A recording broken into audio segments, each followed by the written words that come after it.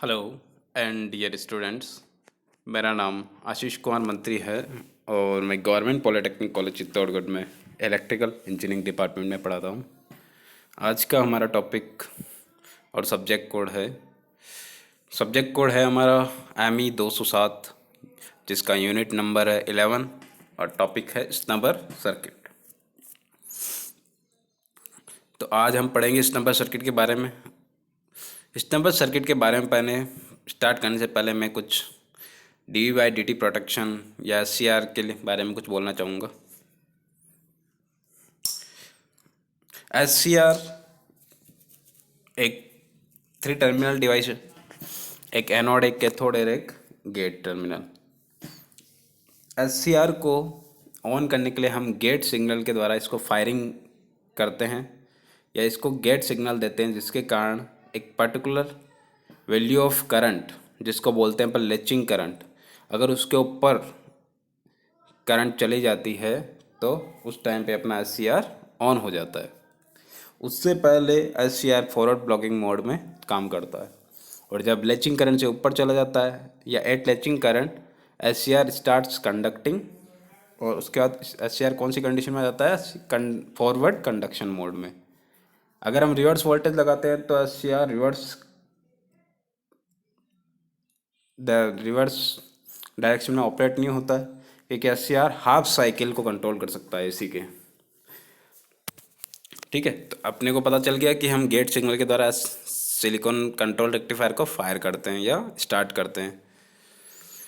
तो जब भी ये और बता दूं, SCR एक स्विचिंग डिवाइस है। क्या है? Switching device.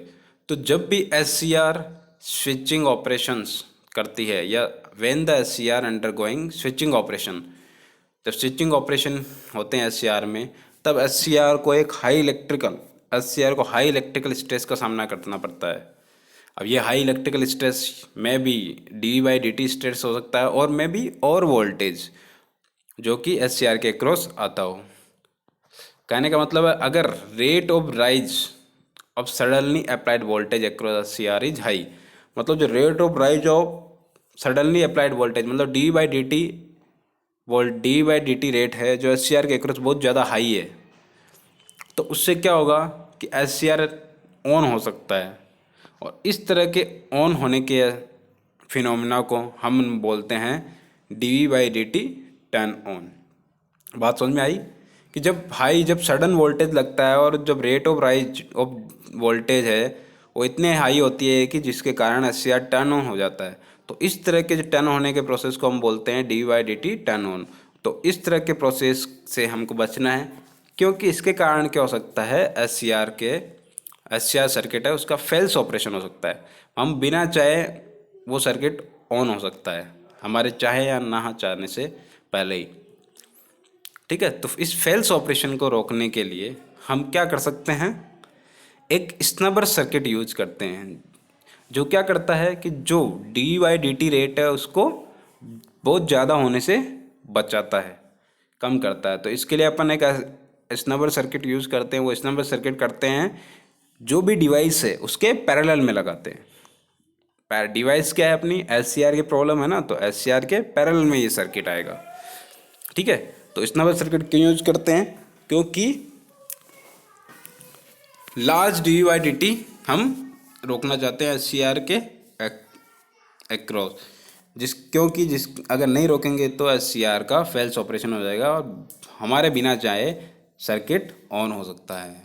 तो हम नहीं चाहते कि हमारे न चाहने पर भी सर्किट ऑन हो, इसलिए हम स्नबर सर्किट यूज करते हैं DV/DT प्रोटेक्शन के लिए, SCR की इस DV/DT प्रोटेक्शन के लिए। तो हम बात करते हैं अपन स्नबर सर्किट क्या होता है। तो स्नबर सर्किट होता है, स्नबर सर्किट में होता है, स्नबर सर्किट एक सीरीज कॉम्बिनेशन होता है जिसमें 2 कंपोनेंट होते हैं। एक होता है रेजिस्टेंस RS और एक कैपेसिटेंस होता है CS। दोनों सीरीज में लगे होते हैं, और ये दोनों सीरीज में किसके पैरेलल रहते हैं? SCR के। थायरिस्टर के पैरेलल में एक सीरीज कॉम्बिनेशन लगा रहेगा, जिसमें क्या क्या कंपोनेंट होंगे, एक तो रेजिस्टेंस होगा और एक कैपेसिटेंस होगा। देखते हैं सर्किट किस तरह का दिखता है आगे। ये देखिए, हमारा नॉर्मल सर्किट है, सप्लाई वोल्टेज लगा रखा है, यहाँ पे एक स्विच एस है, जो आगे थायरिस्टर लगा रखा है अपन ने, या SCR बोल सकते हो, T1, और लोड लगा रखा है। तो जैसे स्विच ऑन करेंगे तो सडन वोल्टेज आता है, सडन वोल्टेज आता है। जो भी प्रॉब्लम आ रही है उसको हटाने के लिए अपन ने क्या किया, इस SCR के पैरेलल में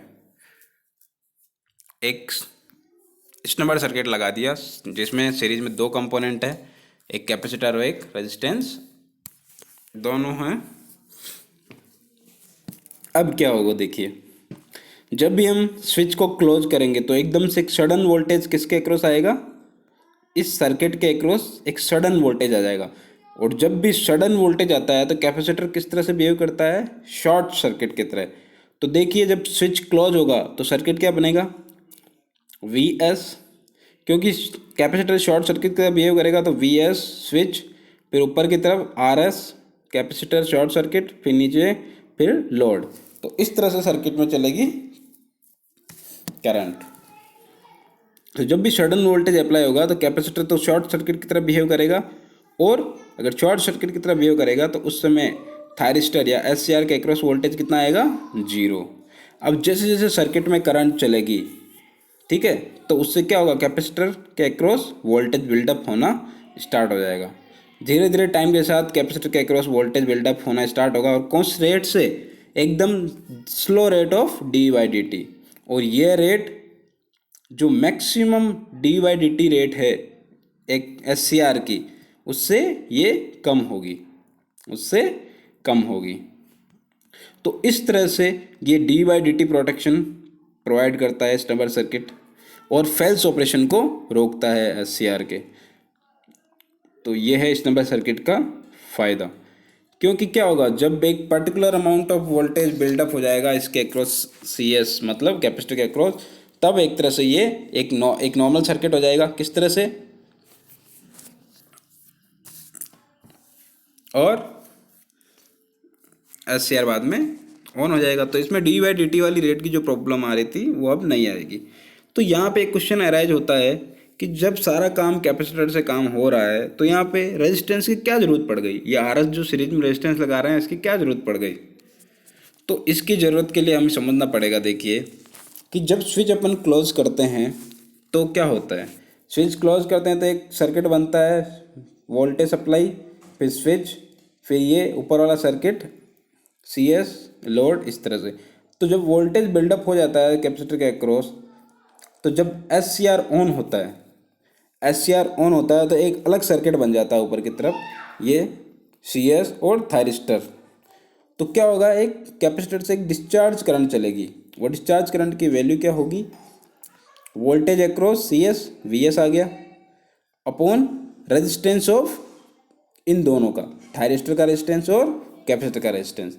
तो इनिशियली या इनका रेजिस्टेंस बहुत कम होता है, जिसके कारण VS अपॉन रेजिस्टेंस, रेजिस्टेंस कौन कौन सा आएगा, थायरिस्टर T1 का और CS का। क्योंकि हमारा क्वेश्चन क्या था कि जब सारा काम ये CS कर रहा है तो RS की क्या ज़रूरत पड़ गई, तो हम बताएंगे RS की ज़रूरत कहाँ पर पड़ती है। तो अभी RS को हटा दीजिए एक बार का। तो जब वोल्टेज बिल्टअप हो जाएगा CS में, तो CS से करंट चलेगी, वो करंट चलेगी थायरिस्टर में, क्योंकि थायरिस्टर ऑन होगा, तो ये ऊपर ऊपर एक अलग से एक पाथ बन जाएगा। तो पाथ में करंट निकालने का तरीका क्या होगा, वोल्टेज कितना है अपॉन इन दोनों का रेजिस्टेंस। तो वोल्टेज अपॉन इन दोनों का रेजिस्टेंस करेंगे तो, क्योंकि इन दोनों का रेजिस्टेंस होता है बहुत कम, जिसके कारण जो इनिशियल जो di/dt रेट है वो बहुत ज़्यादा होती है, जिसके कारण क्या होगा, SCR में भी डेस्ट्रॉयड। तो इस डेस्ट्रॉय से बचने के लिए या इस डिस्चार्ज करंट को लिमिट करने के लिए हम क्या करते हैं, सीरीज में रेजिस्टेंस लगाते हैं, ताकि जब SCR ऑन हो और कैपेसिटर के अक्रॉस जो वोल्टेज है, इससे कारण जो डिस्चार्ज करंट चलेगी, उस डिस्चार्ज करंट को ये RS जो रेजिस्टेंस है वो लिमिट कर सके। तो ये बात है। तो यहाँ पे यही क्वेश्चन मैंने अराइज किया है। The question arises that if CS मतलब capacitor is enough to prevent accidental turn on of the device by dv/dt, what is the need of putting RS in series with CS। तो यही question है कि जब CS अकेला इस D by D T protection के लिए या इसको इसके फेल्स ऑपरेशन को रोकने के लिए काफ़ी है, तो क्या नीड पड़ गई हमको इस कैपेसिटर के सीरीज में आर एस को लगाने की। तो यही हम बात करते हैं कि जब S C R is fired by gate pulse, before S C R is gate fired by gate pulse, मतलब बिना, जब एस सी आर स्टार्ट नहीं हुआ है या एस सी आर चालू नहीं हुआ या एस सी आर फायर्ड नहीं हुआ है, उससे पहले क्या होता है कि जो कैपेसिटर है वो फुल वोल्टेज वी एस से चार्ज हो जाता है। और जब एस सी आर को ऑन करते हैं तो कैपेसिटर डिस्चार्ज होगा किसके थ्रू, एस सी आर के थ्रू, और एक करंट भेजेगा, और उसका मैग्नीट्यूड क्या होगा, उस करंट का V S upon resistance of local path formed by C S and S C R. मतलब वोल्टेज जो वी एस जो कैपेसिटर के अक्रॉस और रेजिस्टेंस क्या होगा, लोकल पाथ, उसमें क्या क्या आएंगे, एक तो कैपेसिटर और एक एस सी आर। तो इनका क्या होता है, at this resistance is quite low, जिसके कारण क्या होगा, the turn on D I by D T will tend to be excessive. तो ये जो initial D I by D T rate होगी, जो डिस्चार्ज करंट की बहुत ज़्यादा होगी, और इसके कारण में भी एस सी आर डिस्ट्रॉय हो सकता है।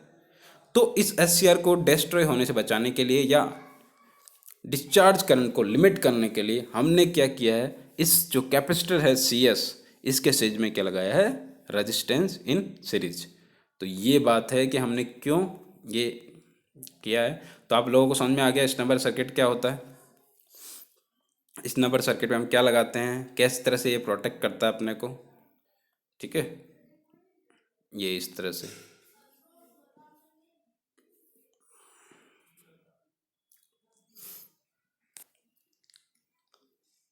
तो आज के लिए इतना ही, बाकी हम नेक्स्ट क्लास में देखेंगे नेक्स्ट।